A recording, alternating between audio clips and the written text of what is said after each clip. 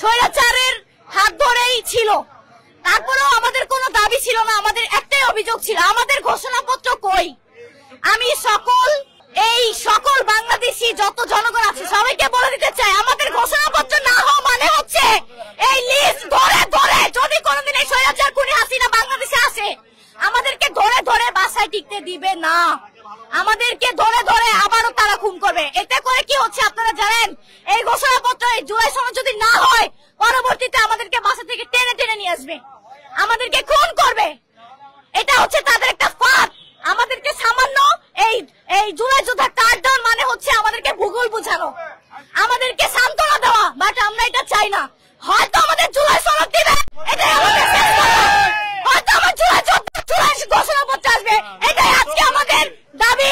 এবং যতদিন পর্যন্ত এই দাবি না মানে, আমরা এখান থেকে উঠবো না।